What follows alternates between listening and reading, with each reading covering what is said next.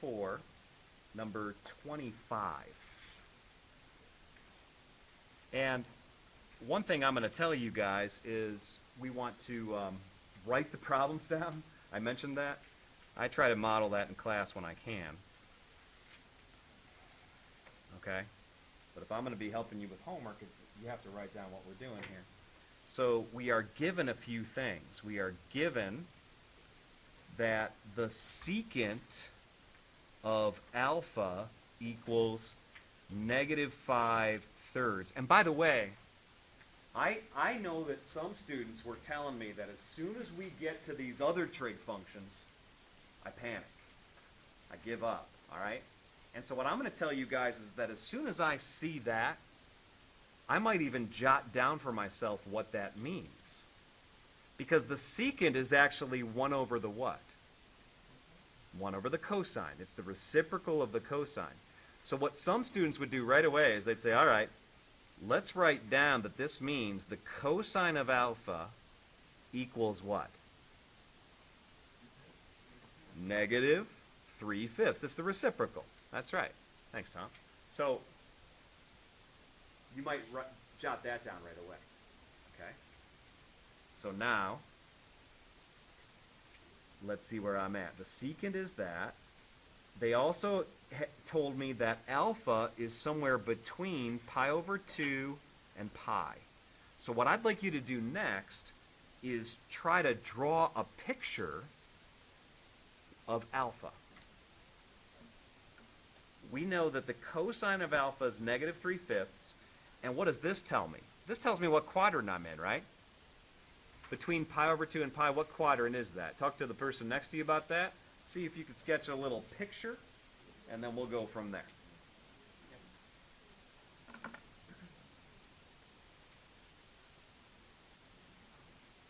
Okay, so I guess alpha's in the second quadrant, right? So, and they told me the cosine is -3/5. By the way, you could draw a right triangle. Cosine, of course, we think of as x over r, right?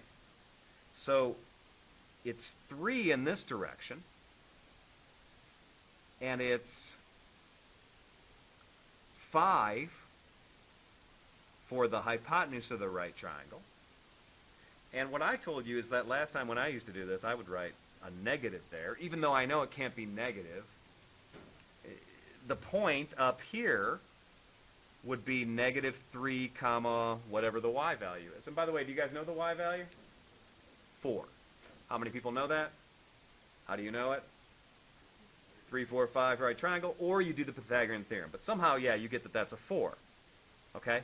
And so what I have here so far is I have a picture of alpha. Now, they also tell me that the tangent of beta is 24/7, all right? So I'm going to write that also. They told me the tangent of beta is 24/7. And they also told me that beta is between pi and... So what quadrant is beta in? It's in 3, right? So I'm going to go ahead and try and draw beta. Beta is all the way in quadrant 3 somewhere. And then let's see, if the tangent is 24/7, again, this is y over x, right? So we're talking -7, but we're also talking, do you think I should call this -24 or +24? The y value. It's interesting because it's 24/7, but another way to write it is -24 and -7. And see, you guys told me it's in quadrant 3. So I'm going to write this as -24 because, again, the point down here would be -7, -24. Okay? So, you know, oh, by the way, this is definitely not to scale, right? I mean, -24 would be like, right? Way down there somewhere. Whatever. Now I draw this. Same as last time. Do you guys know what the third side is? You know, this thing called r. Well, I guess I could do negative 7 squared plus negative 24 squared equals r squared. Right? Oh, question. Oh, you know it? 25. You guys remember that one? There's all these... If you don't remember it, how many of you could solve this equation for r? Right? And you'd work this out, and you do a little work, and you figure out, oh, all that is 625. So you get 625 as r squared, and r equals 25. But isn't it nice if you know some of those? Like you know 3, 4, 5, and you know 7, 24, 25. That's really cool if you know it, because it just saves a lot of time. All right. So I'll assume that we can do those two things. We've already spent some time on this problem. So now they ask me for three things. They ask me for the cosecant, part A, the cosecant of alpha minus beta. Well, I don't know how to do that. I don't have a formula for cosecant. I guess I do have a formula for cosine, and I have a formula for sine. Which one's more relevant here? Yeah. So what I'm going to do is I'm going to compute the sine of alpha minus beta. And then I'm going to go ahead and take the reciprocal, and I'll have the right answer. So let me work that out. Let's see. Sine of alpha minus beta would equal, I know my song, sine, cosine, cosine, sine. So it's sine of alpha, cosine beta, sine the same, so what do I put here? Minus cosine alpha, sine beta. And now, do we know these values? Wow. Well, I guess I have to know some things now. Question, go ahead. Yes.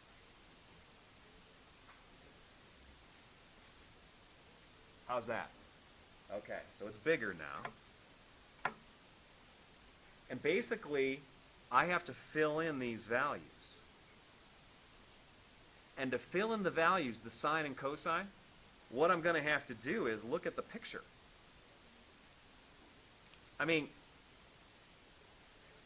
I'm looking at the point negative 3, 4. That has everything to do with alpha, right? So what I can say, oh, they gave me the cosine of alpha. They gave me the cosine of alpha is negative 3/5. What can I say about the sine of alpha? Well, that I can get from the picture. See the blue right triangle here? What would it be? Positive 4 over 5. Because again, just like cosine is x over r, sine is y over r. So it's going to be positive 4/5. So I'm going to use those two facts now. I'm going to go down below where I was doing my work, and where it says sine of alpha, we can throw in the positive 4/5 that I just figured out. Where it says cosine of alpha, I was given negative 3/5. Now, I still have more work to do. I still need to figure out the cosine of beta and the sine of beta. I'm going to get that from this red reference triangle that goes along with this red angle beta. You guys with me? All right. See if you guys can finish up the problem at this point, working with someone next to you. Get the cosine of beta, get the sine of beta, plug them in, and we'll try and finish. Cosine of beta. They gave me the cosine of beta, right? No. They gave me the tangent of beta. So I'm looking at the picture. Cosine, of course, is x over r. So it's going to be negative 7 over 25, right? That's what goes here. How about the sine of beta? Yeah, that's right. How do you know it's negative? Well, because of what quadrant it's in. That's one of the reasons they had to tell me that. So it's going to be negative 24 over 25, like that. Okay. And so, well, I guess we multiply now. Let's see what we get. We get negative 28 over 125. And then is this going to be plus or minus? Well, there's minus, minus, minus. So how about I write minus, and then 5 times 25 is 125. 3 times 24 is 72. You guys with me? So can I subtract these fractions? Well, yeah, they have a common denominator, so I can. So the denominator is going to be 125. Now let's see, 28 to the left, 72 to the left, that's 100 to the left. So I have negative 100 over 125, right? Which equals, if I simplify, it's negative 4/5, right? Because it's 4 quarters and 5 quarters, right? So what did I just get? I got that the sine of alpha minus beta is negative 4/5. And now I can answer the question. What is it that the cosecant of alpha minus beta has to equal?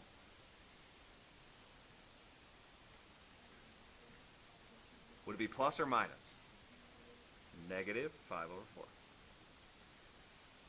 That's a good exercise for learning the identities, both the double angle formulas and also just the idea of how you handle reciprocals. You notice I kind of didn't do anything until the very end as far as the reciprocal goes. Now that was only one part of this problem, but the other ones actually go much quicker now. Because what else did they ask me? They asked me for the secant.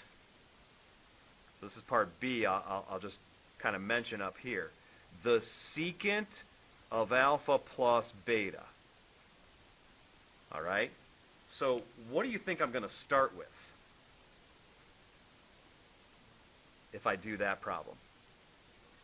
Cosine of alpha plus beta. And you guys know the song. Cosine, cosine, sine, sine. Sine the same, cosine change. So it's cosine alpha, cosine beta, and then what would I put next? Minus, because it's cosine change. Sine alpha, sine beta. Question, Tyler?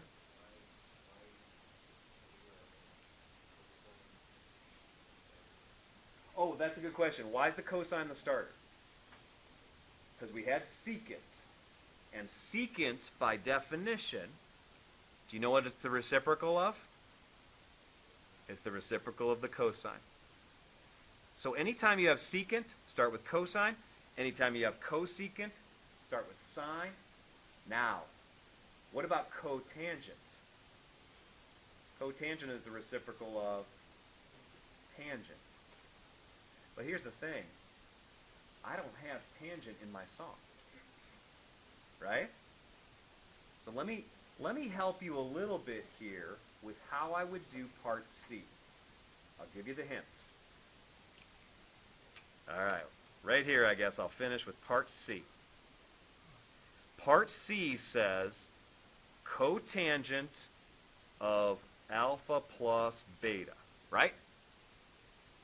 That's what it says. What if I wrote this next? Would this make sense to you? Cosine of alpha plus beta divided by sine of alpha plus beta. Would that make sense to you? Because we know that tangent is sine over cosine.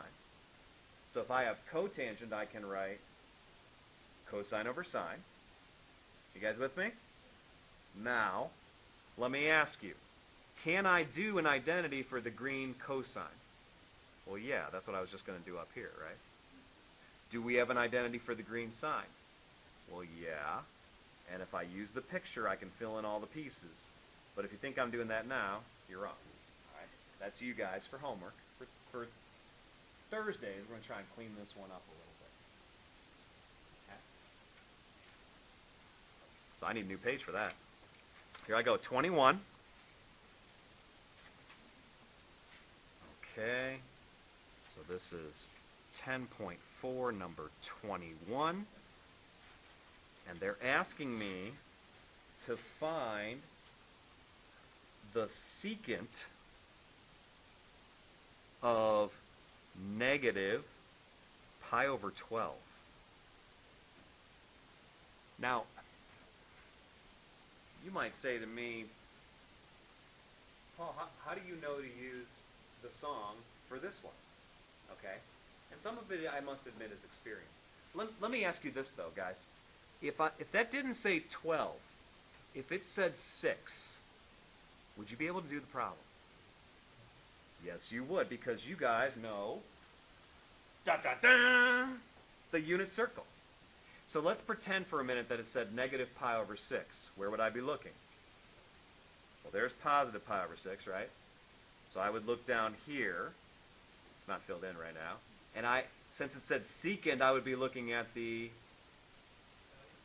x value because that's the cosine, right? And then you take reciprocal.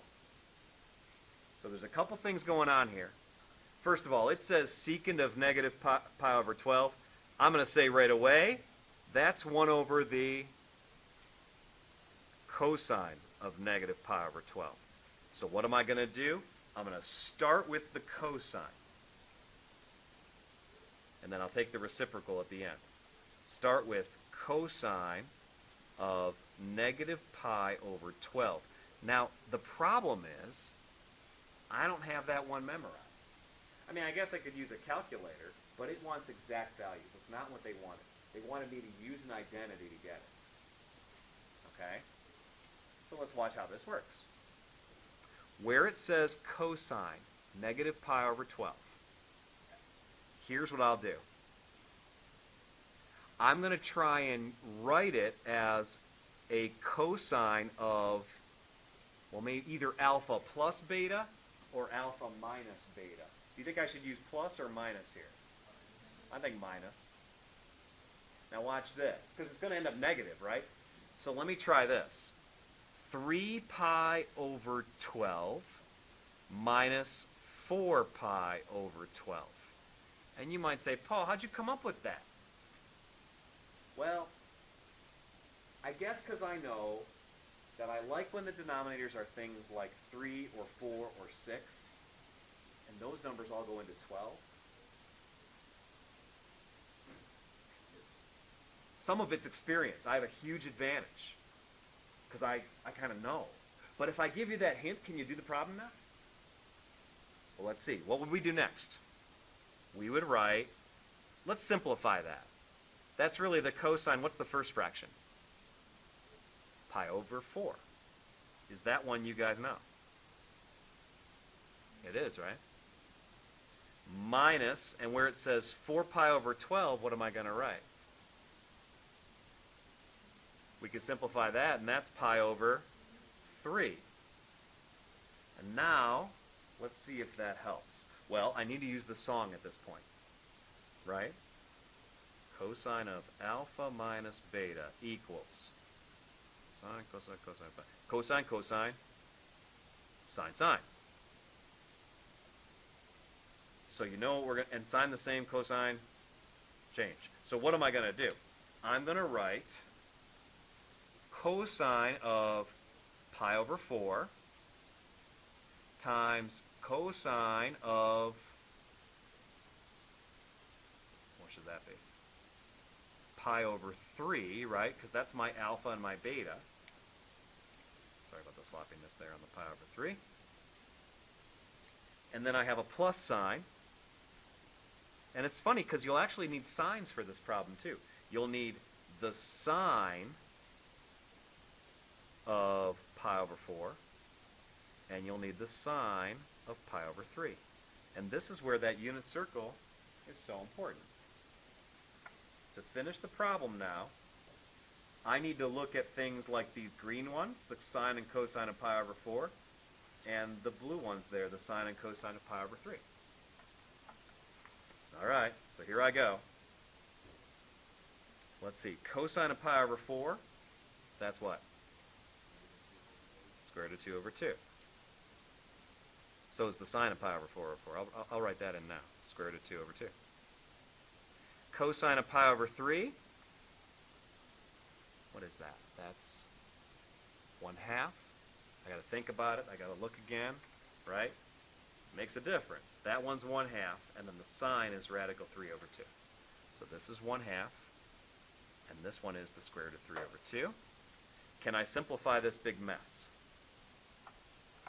Can you multiply the fractions together? Yeah, we want to multiply before we add. So we're going to get square root of 2/4 plus what? Square root of 6/4. Can I add those fractions? You can. They have a common denominator. I guess what you could write is that the cosine of -pi/12, which is what I really was computing, is equal to square root of 2 plus square root of 6 all over 4. Right? Okay. Hold on. What was the original problem? Secant. So to get the right answer, what do I need to do? Take the reciprocal. Secant of -pi/12 is equal to 4 over the square root of 2 plus the square root of 6. And now one thing that might happen is you look at the answer and that's not what they have. Because I bet they simplified. Am I right about that? Yeah? So what they're going to do, this is a trick I probably have only showed you guys once so far. I'm going to multiply top and bottom by, not radical 8. Yeah, you know what that's called? The conjugate. There's a nice word to know. I was just showing this to my applied calc class yesterday, or Thursday. Well, Wednesday, last time I saw you guys. And I was confused. Did I just show you guys that, or I just showed them that? It's another class you could take after college algebra. But anyways, this is square root of 2 minus the square root of 6. And you might say, well, what good does that do? Well, let me show you. The numerator, let's just leave it the way it is. Square root of 2 minus square root of 6 up there. But the denominator, I want to work out what we get. Okay. Now, what happens when you take these things and multiply them together? Well, you do first outer, inner, last, right? So first thing you multiply together would be square root of 2 times square root of 2. What's that? That's just 2, right? Because it's square root of 4. So it's 2. And then you get minus the square root of 12, because I did radical 2 times negative radical 6. See that? But then you also get plus what? And that's why the conjugate thing is a good idea. The radicals are going to drop out. And then at the very end, I'm going to get minus what? Minus 6. See that? So look what we have now. We have an answer of 4 times radical 2 minus radical 6 all over what? What's 2 minus 6? Negative 4. Now what happens? 4's cancel. So let me keep that on here so the television audience can see that, because I'm only recording so much. So here we go. We get negative radical 2 minus radical 6, or if you want, you can write it as negative radical 2 plus 6 radical 6, or you can write it as radical 6 minus radical 2. I think that's the most simplified I could get. What does the book put for this one? That's it? All right. So we got it. So we don't have time to do 12, number 12, but I want to give you a hint. 10.4, number 12, says, and this one is in degrees, right? The tangent of 375 degrees, okay? So I guess one question I'd ask right away is, can you think of some nice angles that we could work with? I mean, one you might try right away, you might say, well, how about 360 plus 15? Because 360 That's the same as 0 for all the trig functions, right? Because we know that they repeat. But the problem is 15's not that nice. So maybe that's not quite so good. How about I try 3... How about I do this? 330? Okay. Plus what? 45? I like that suggestion. 330 plus 45 ought to do it. Okay? But then there's one other thing, and that is that the tangent, you don't have a song. But if you want a formula for the tangent of alpha plus beta in order to do this problem, all you have to remember is that it's equal to the sine of alpha plus beta divided by what? Cosine of alpha plus beta. So let me give you my hint. The sine of alpha plus beta, I know what that is. It's sine of alpha cosine beta plus cosine alpha sine beta. And now the cosine, that's cosine, cosine, minus, because cosine change, sine, sine. I'm trying to give you guys a way you can remember these formulas, or at least come up with them when you need them without having to look. And that's why I do these stupid songs and everything else.